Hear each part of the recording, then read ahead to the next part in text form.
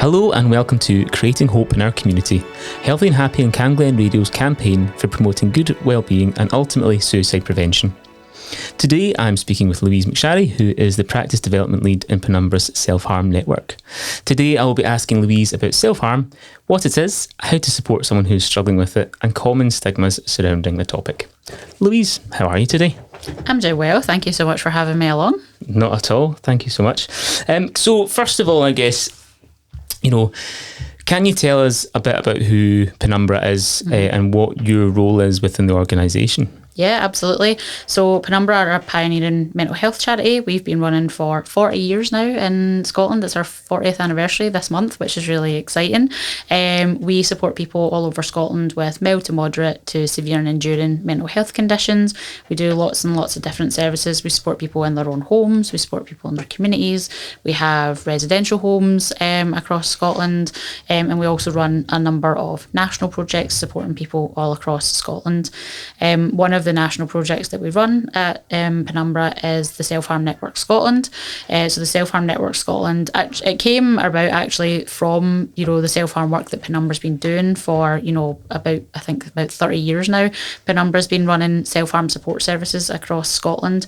And because of this work, we became involved with the Scottish Government when they were writing their self-harm strategy for Scotland. So the self-harm strategy was published in November 2023. We were involved with a number of other organisations in helping creating the strategy, bringing along people with lived experience to share their experiences for the strategy. And we also ran the pilot test sites that ran alongside the strategy. So the point of the strategy is to make sure that people in Scotland get support for self-harm free of stigma and judgment, and to increase understanding and awareness of self-harm and reduce stigma and increase that compassionate response across Scotland. So the Self-Harm Network Scotland was born out of this work, and we now work in partnership with the Scottish Government, and we run a national self-harm support service across Scotland. So as you said, I'm the Practice Development Lead, which is a job title that doesn't really tell you what it is that I do, but I manage the Practice Development team. So we are responsible for the self-harm awareness training and community capacity building work that we do as part of the Self-Harm Network. So we train professionals, we do workshops and training for loved ones of people who self-harm, and we're going to be developing over the next wee while kind of community events and workshops for people who self-harm themselves as well. Again, as I said, our aim is to get people talking about self-harm. Really, we want to increase that understanding, decrease the stigma, and just increase that ability for people to have those compassionate conversations and offer a compassionate response to people who are self-harming across Scotland. Well, that brings me on nicely to my next question then. So how would you define self-harm and why do people do it? Yeah. So we at the Self-Harm Network define self-harm as any non-accidental behaviour which causes or has the potential to cause harm to a person. So when we're talking about self-harm, we're talking about self-harm as a coping strategy. It's something that people often use to cope with difficult, distressing or overwhelming feelings or experiences that they are either having currently in their life, or it could be stuff that they've experienced in the past that they're still kind of struggling to cope with now. Our definition is a bit different from other definitions you might have heard. We are trying to kind of widen the definition of what could potentially be classed as self-harm, because other definitions might use words like self-injury and things like that. We know that there are lots of coping strategies people could be using that can be potentially harmful, but are not always necessarily going to result in an injury. And that means that sometimes there's not always space for people to come forward and get support for those coping strategies, just based on the fact that they're not always necessarily deemed as being self-harm. So we're trying to widen that definition. We're trying to offer that support to more people possible. And as I said, it's a coping strategy. People are using it to cope with these difficult and distressing or overwhelming experiences. And I think sometimes people always assume that these experiences are going to be negative experiences in people's life, which they very much can be.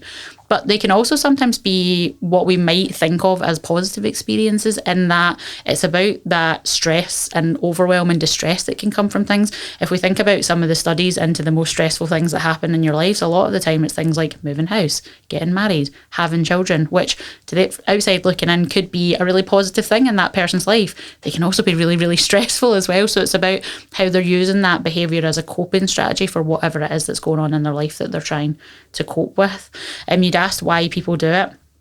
There's kind of different aspects to that question in terms of why people do it. In terms of what they can be using it to cope with, it can be any number of things, because as again we said, it's a coping strategy. So anything that could potentially cause stress, distress, overwhelm, it could be being used as a coping strategy for that. So again, it could be negative things that people think about in terms of we quite often think about things like abuse and things like that, but it can also be just life stresses, work stress, relationship stress is quite a big one sometimes as well. So just generally things that are stressful for people.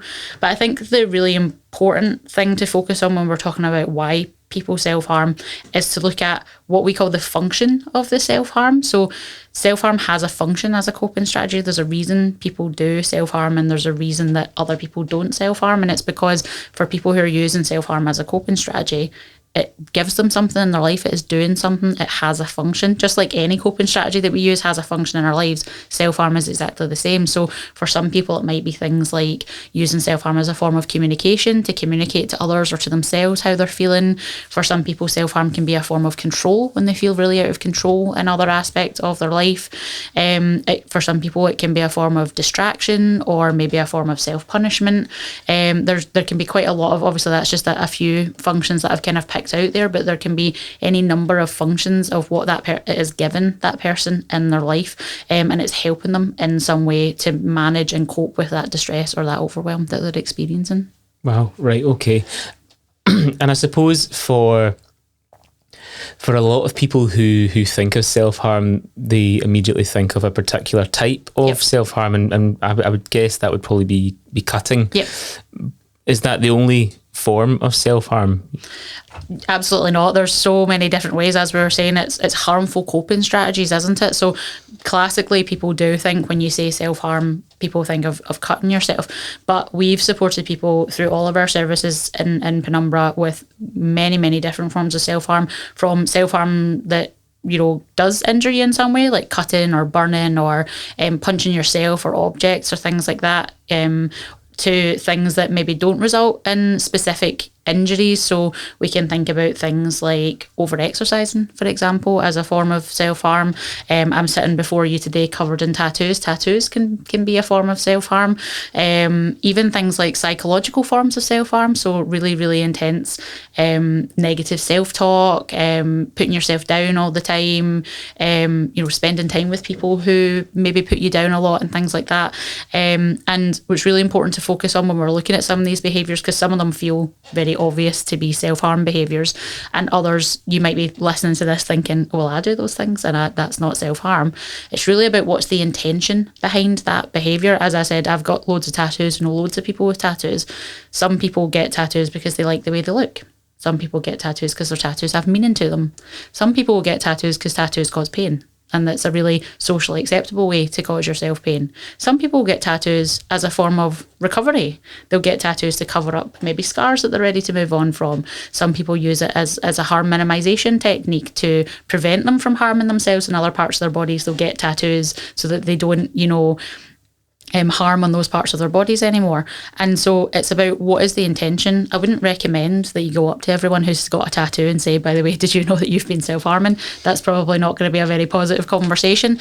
But it's about, if you're concerned about someone's behaviour, it's about how you have that conversation with them and approaching it calmly and saying, listen, I've noticed you've been going to the gym 3 times a day.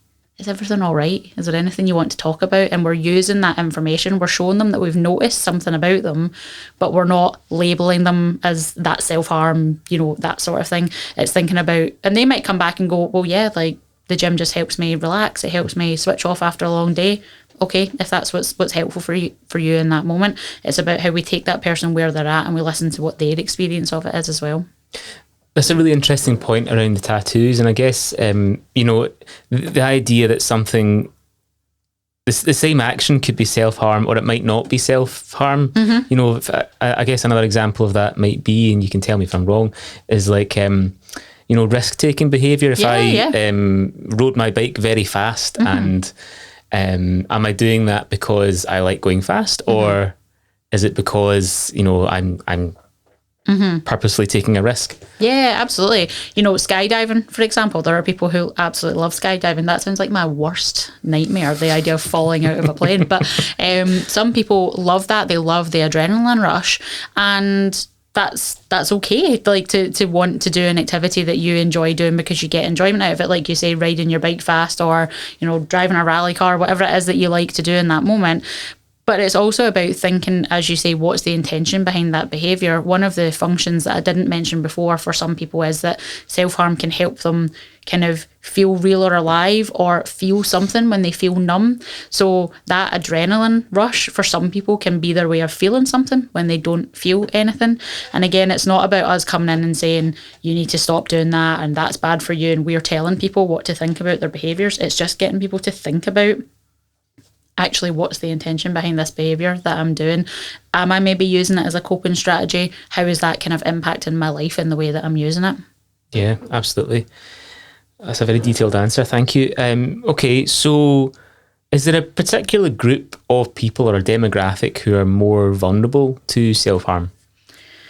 Statistics around self-harm can be quite difficult to obtain, as I'm sure you can imagine, for a number of reasons. And so there are statistics around, kind of who seems to be self-harming the most. So, for example, the Scottish Government did their most recent Scottish Health Survey in 2021. They found that 10% of adults had said that they'd ever self-harmed, which was an increase from previous years.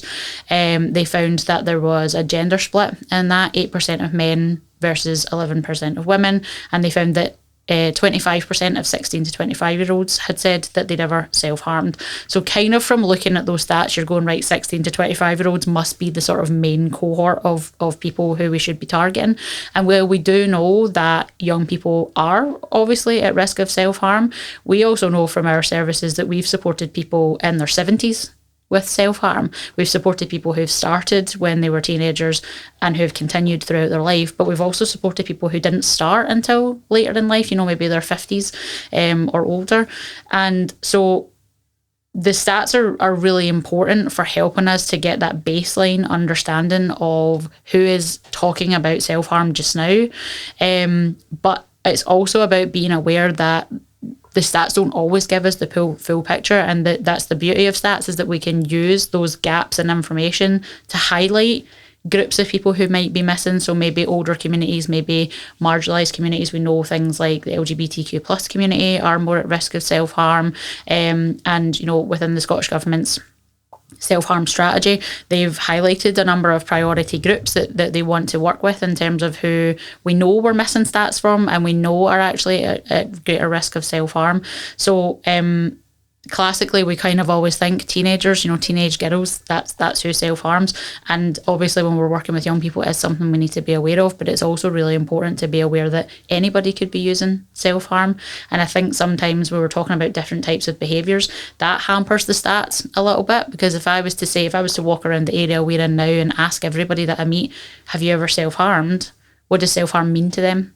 Quite often, as you rightly pointed out, self-harm for a lot of people means cutting yourself. And you go, well, I don't do that, so no, I don't self-harm. So that can alter how people understand the behaviour of self-harm, how people report on self-harm as well. So part of our role in the self-harm network is to, again, widen people's understanding of what self-harm is. Kind of sounds like a strange thing to say, but we're kind of hopeful that those stats will increase, not because more people are self-harming, but because more people understand what self-harm is, they understand their own behaviours, and they feel comfortable stepping forward and asking for support for those behaviours as well.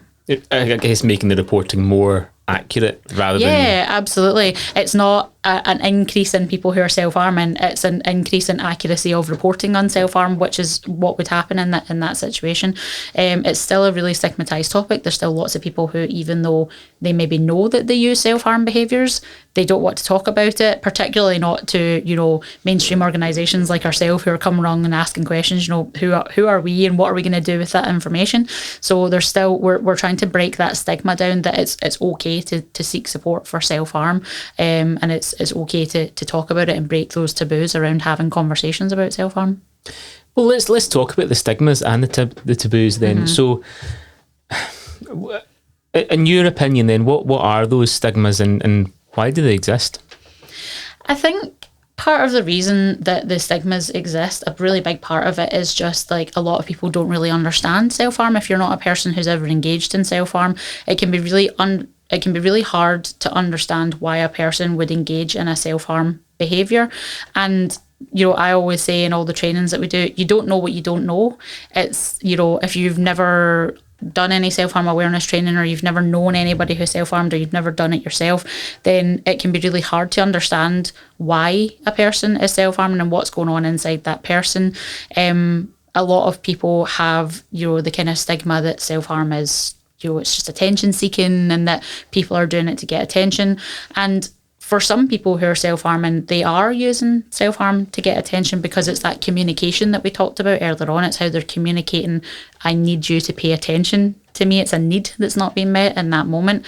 But I think particularly because we do see, and probably it's talked about more, self-harm with young people, there is that stigma that self-harm is attention seeking, they're just doing it to get attention. Or we see it sometimes within kind of like residential care or hospital settings, that it's about attention, and so it gets a stigma that it's not something to be taken seriously. We take the behaviour very seriously, and I think that also ties into some of the stigmas and some of the ways that we react to self-harm, is that the behaviours of self-harm can be really distressing to people on the outside looking in. It is not nice to think about somebody cutting themselves or injuring themselves in some way, and that's a completely natural reaction to have. It's not, even as people who work in this sector all day every day, it's not nice for us to think about it, but it's about remembering how it's impacting that person and how that person is using it as a coping strategy, and how it's keeping them safe essentially in that moment because it's their coping strategy.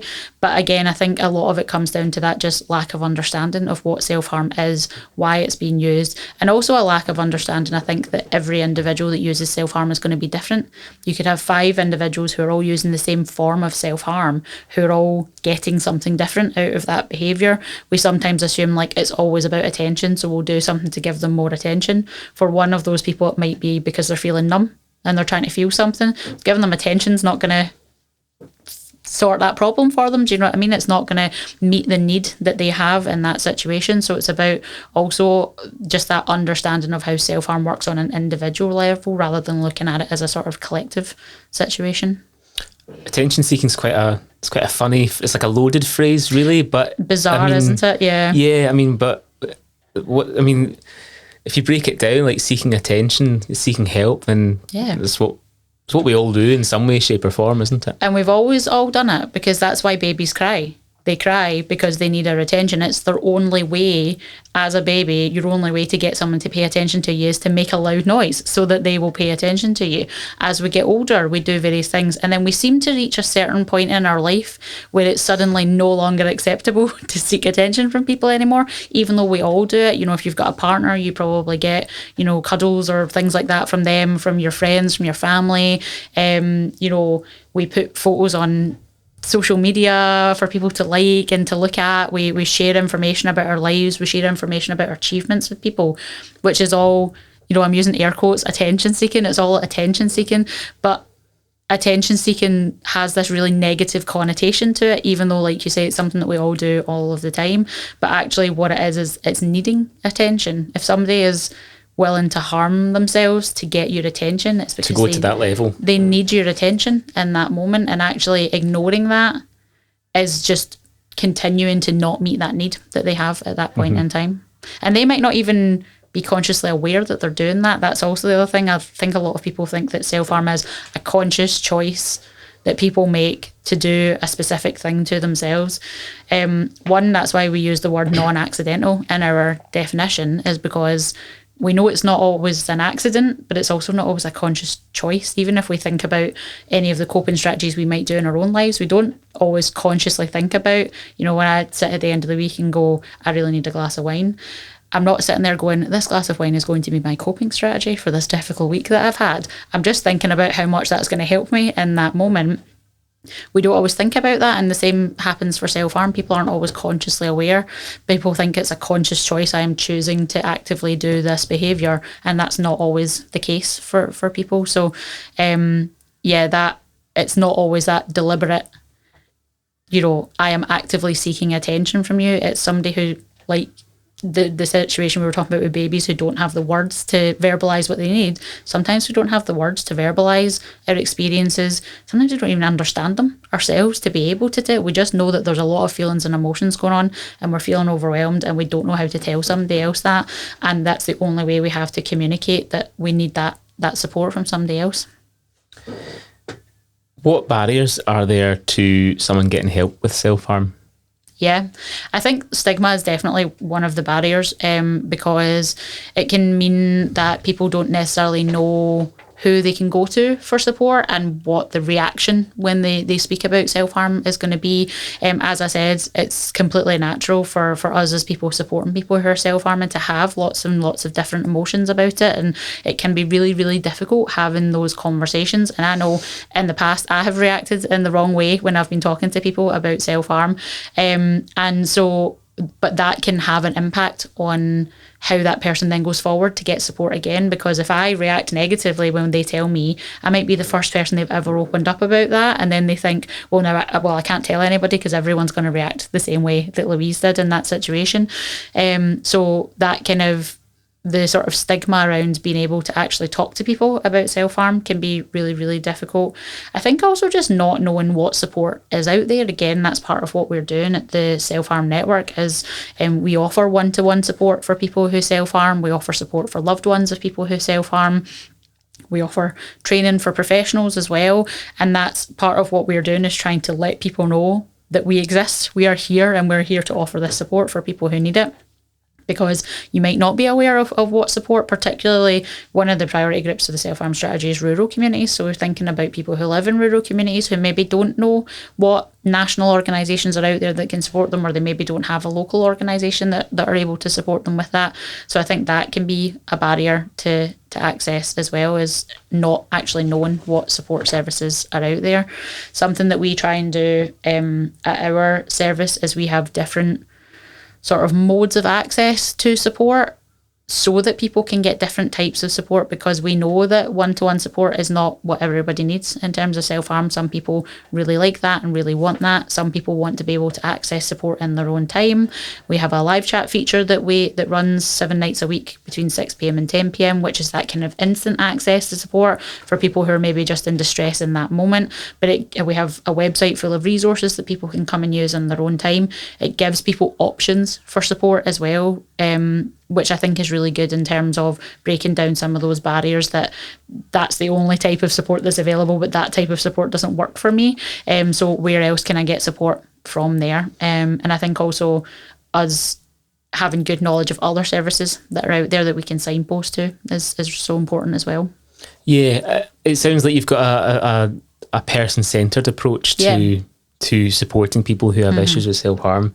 That sounds like how it should be. In my view, personally, but okay. So I guess another part of what I wanted to ask you about in this interview was, we'll more than likely have people listening into this who will know someone, maybe a loved one, who's got challenges with self-harm, and what would you say to them? So, one, I would say have a look at our website. We've got loads of resources for loved ones of people who are self-harming. I am a loved one of somebody who self-harms myself. I know how difficult that can be. Obviously, everyone's experiences are different, but it can be really difficult because you want to support that person. Sometimes you don't know the best way to support that person. You're also trying to support yourself as well through these difficult feelings, and you're trying not as much as possible to let your feelings be known to that person, but it can also be difficult to get support around you because not everybody's going to get it. Not everybody's going to have that experience. I think my biggest thing I would say is in the moment when you're having the conversations, try as much as you can to just stay calm in that moment and listen to what they're saying, but also be open and honest with the person. If you are struggling with the conversation and you need to take a break and come back and talk at another time, people respect and really value genuineness and openness and honesty. If you say to them, listen, I really want to keep having this conversation with you, but I just need to take a wee break. Can we come back to this later on? People respect that. People want you to be open and honest with you because they can tell when you're not being open and honest with them.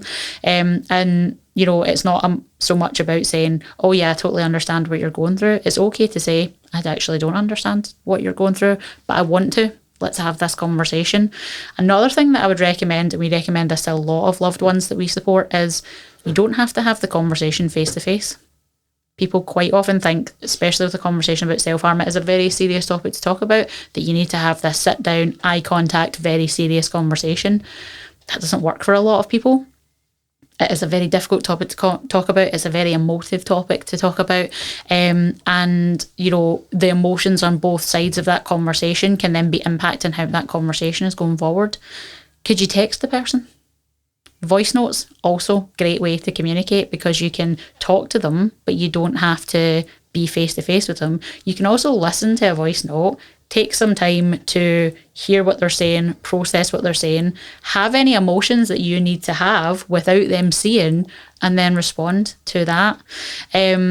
One thing that I'd seen, I actually saw it on Instagram, a friend of mine shared it, and I have shared it with various loved ones that we've supported, and a few of them have used it and found it useful. Was this person said that they got an empty journal, like an empty notebook, and they said to their child, you know, if there's ever anything that you want to talk about, but you don't want to tell me face to face, write it in this notebook and then put it under my pillow, and then I'll read it, I'll respond in the notebook, and I'll put it under your pillow. And what this person found was that their young person started communicating with them about so many different things, and a couple of our loved ones have started using this. A couple of them have found, well, one particularly found that it was helpful because the young person was struggling to open up. The other one found it helpful because their young person was being open a lot of the time, but that they were wanting to have these conversations when their loved one didn't have the bandwidth or the time to have that conversation at that moment. So it meant that they could write down how they were feeling, leave the book somewhere, they could then read it and respond at a time that felt kind of appropriate for them, or when they were able to give that conversation the energy that it needed.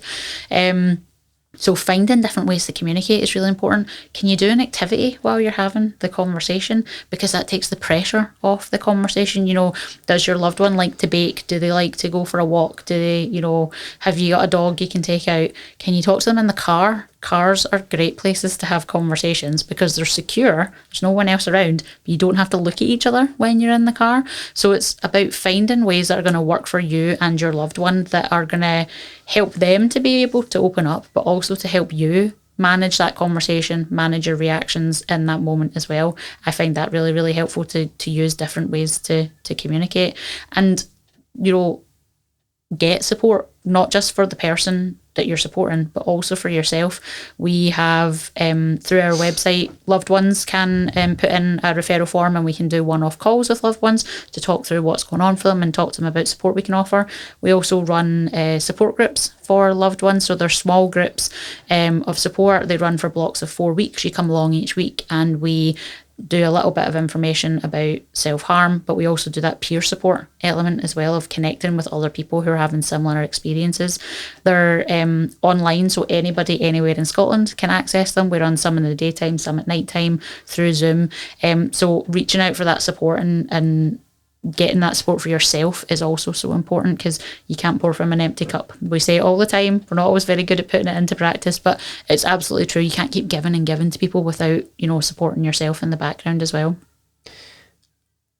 Yeah, that's a fantastic point, you know, and I think you probably feel tempted to, like you say, keep on going, even though if your cup is empty or in a deficit even. I guess there's a second part to this question that's kind of occurred to me as we've gone on in this conversation is, you know, say it's a loved one, say it's maybe an acquaintance or a colleague or something like that, and you notice signs of self-harm, like what's, like, how do you approach that? Yeah. One of our first tips that we always give is don't avoid the subject. And it can be really easy to do because it's not a nice subject to talk about. And a lot of people also feel that they don't know what to do with the answer. So if I say to you, have you been self-harming? And you say yes, what do I do now? What do I do with that information? Because I don't know where to go now. So it's really easy to try and skirt round the issue or not to ask the question. I would say if you were going to start that conversation, maybe have a look at our website and have a look at the resources, but start the conversation, ask them. And it's about just staying calm in that moment when you're asking. And you can be quite direct about it. You know, you can say to somebody, if you think they're self-harming, can I just ask you a question? Have you been self-harming? In some instances, we might not want to use the word self-harm. You know, if you're concerned about somebody over-exercising, for example, if I say to them, have you been self-harming? They might go, no, because they assume that we're talking about cutting yourself, and that's not what we actually mean. So in that instance, what I would say is, I've noticed this about you. Is everything okay? Do you want to talk about anything? Or can we talk about this? I'm a bit concerned about what's going on for you. So we're being direct, we're asking the question, but we're maybe not always throwing the self-harm label in there, because it also sometimes gets people's back up and they don't then want to talk about it. So it's about how we have that conversation first and foremost, because what that does is, even if they say no, because sometimes they will, particularly with young people, because they don't know how you're going to react if they say yes. But if you're calm in that moment and you ask the question, what you're doing is you're showing them that you're interested in them. And then quite often what will happen is they come back at another time when they feel more able to have that conversation with you and open up with you in other ways. So definitely having the conversation, having it in the right time, in the right space as well, is really important. So again, sometimes if people are trying to talk to you about self-harm, or you notice that someone's been self-harming, you might feel that you need to do it right there and then and have that conversation right there and then, but that's actually not always appropriate or helpful to do that. You know, if you're in an open plan office and you notice a cut on your colleague's arm and you want to ask them about it, in the open plan office in front of everybody else is not the best place to have that conversation. It's okay to wait until there's another time or another space, or even say to them, listen, I really want to have this conversation with you right now. I need to do this. Let's find a time where we can come back together and have this conversation. It lets them know that you do care about them and you want to have the conversation. You care about them so much that you want the conversation to be safe and be happening in a safe space, and to give them the time that they deserve is really important as well. The other thing that I would say is just making sure that you're listening to what they're saying, not just in terms of listening to their story and whatever they're telling you. And they might be telling the story in a very roundabout way that doesn't make sense to you, but it will make sense to them and however they're telling it. But it's also important that we listen to what they're saying that they need from us in terms of support. I, by my nature, am a bit of a fixer, and therefore I sometimes think I know best about what people want in terms of support. And we go, right, you're self-harming, we're going to get in contact with the Self-Harm Network, we're going to get you one-to-one support, we're going to do X, Y, Z, it's all going to be great, it's all going to be fine. That might not be what that person wants, needs, or is ready for at that point in time. They might want something completely different. They might just want you to listen to them. They might not want you to do anything with that information. So it's really about making sure that we listen to what they are saying that they need from us in that moment as well, and not jump into that fix it mode. And again, that always comes from a place of, I've never met anybody who does those things out of a place of badness. It's always because we're trying to help, but it's about making sure that we're taking how we feel about the situation out, and we're really focusing on what the person needs, because that's feedback that we get all the time, is that people want support to be done with them, not to them. They don't want things to just happen to them, particularly if you're talking about people who are maybe using self-harm as a form of control. If we jump in and start doing things for them and telling them what they should be doing, we're taking away that sense of control, that sense of agency that they might have. So we want to make sure that we're giving them that sense of empowerment in this conversation, that within reason we can work with what it is that you want to do and the support that you want to get going forward. I suppose maybe with the exception of extreme circumstances, would you would you be the person that would physically stop them from self-harming? So we would actually recommend that you don't try and get them to stop self-harming. You don't ask them to stop self-harming. And the reason for that is that self-harm is a coping strategy. We could go into depth into, the cycle of self-harm, but we probably don't have time to do that today. We do have resources on our website about the cycle of self-harm and how that works. For a lot of people, self-harm becomes the only coping strategy that works for them when they're in distress. And what happens when we take that coping strategy away from them, whether that be through removing implements, whether it be from, in some places it might be through restraint or whatever it is that we're doing, we're stopping them from accessing their self-harm behaviour. We're not taking away the distress, we're just taking away the thing that they use to cope with that distress. That distress is very much still there, and distress doesn't just dissipate. Energy's got to go somewhere. It doesn't just dissolve. What it tends to do is it just tends to build, because that distress is just there. In the cycle, we would talk about that as being like panic stations. They're sitting in panic stations and there's nowhere for that panic to go. What we quite often see at that point is people still needing to access that self-harm behaviour, so they will try and find something else that will harm them in the same way. But what actually tends to happen is they find something that will harm them in a more severe way, because they're in panic stations. They're just trying to find something that's going to work. They're not able to necessarily sit and think about what's going to be safe for them in that moment. They're just needing to use that coping strategy. And that's when we can see people using implements that are maybe not clean, or using things they've never used before and they don't know how to keep themselves safe when they're using them. So actually it sounds really bizarre to say that stopping someone from self-harm actually increases their risk of harm, but it's because we're not taking away their distress, we're just taking away their coping strategy in that moment. We practice something that's known as harm minimization, or you sometimes might have heard it called harm reduction. You've heard about it in things like substance use and things like that, where it's not about promoting self-harm. We're not telling people that they should be self-harming, but what we're saying is that people are going to self-harm whether we want them to or not. That is just an unfortunate fact. And that's just a fact of something that's going to happen whether we want it to or not. What we're trying to do in that moment is we're trying to encourage them to be as safe as they possibly can in that moment. If they're going to use self-harm, we know that with the right knowledge and support, they can make safer choices for self-harm. So things like making sure they do have clean implements that they're using, making sure they have access to first aid, making sure that they know how to use the first aid. And we're not talking about a 3-day first aid course here. We're talking about, do they know how to pick a plaster that's the right size so the sticky bit doesn't stick to the sore bit, things like that. If you're burning yourself, do you know how to take care of a burn, things like that. So giving them that basic knowledge to be able to take care of themselves, to minimise infections. Even for behaviours that don't involve an injury, things that they're gonna still be able to access that behaviour but keep them as safe as they possibly can in that moment. Because if we try and take the self-harm away from them, we just run the risk of them having to try and use a different behaviour which could potentially be more dangerous for them.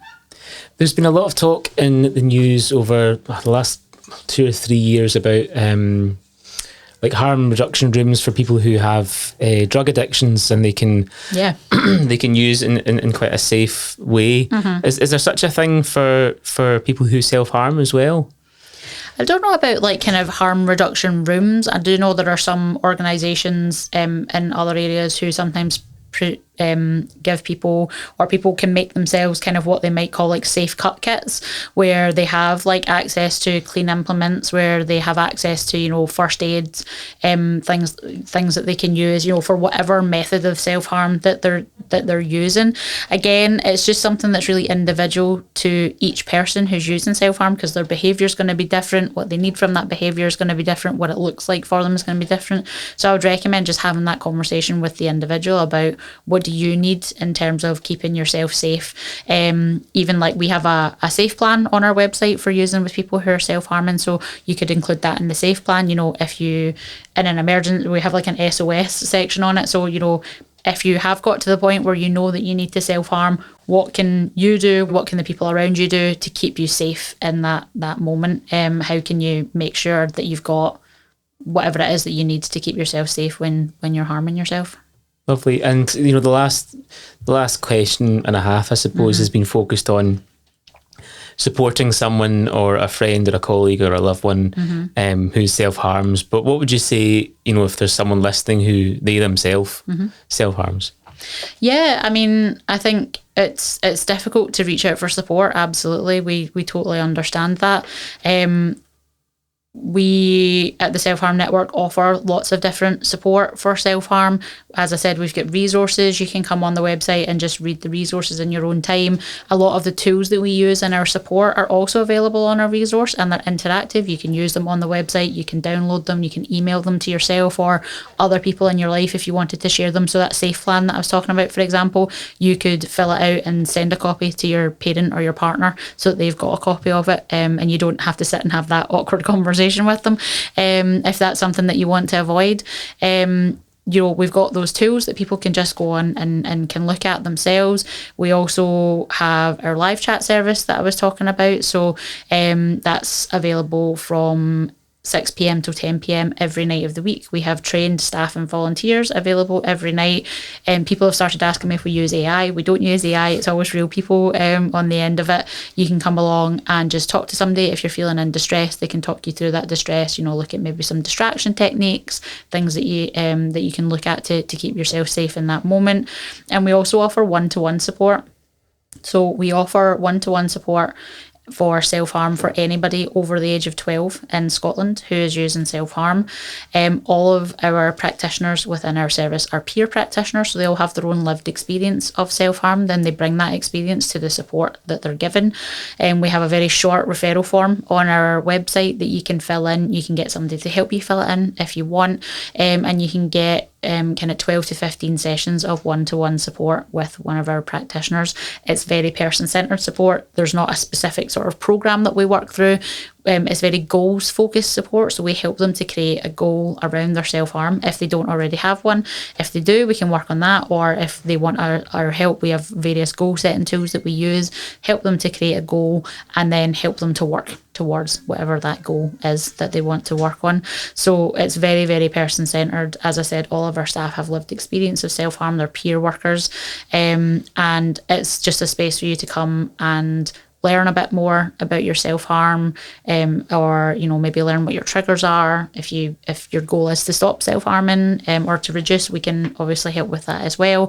But it's really about what you as an individual want. But I would definitely recommend having a look at our website, looking at the resources. Even if you don't get that one-to-one support, those resources are free to access for anybody who wants to read them.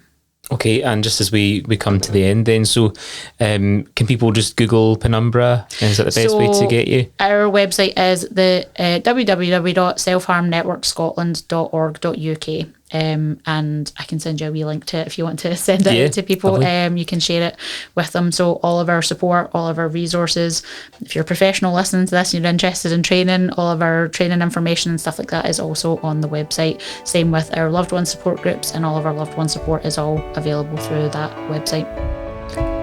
Lovely. Well, thank you so much, Louise, for your time. I really appreciate that. It's very insightful, and I'm sure our listeners will get a lot from that. So thank you. Amazing. Thank you so much. Cheers. Take care. Bye.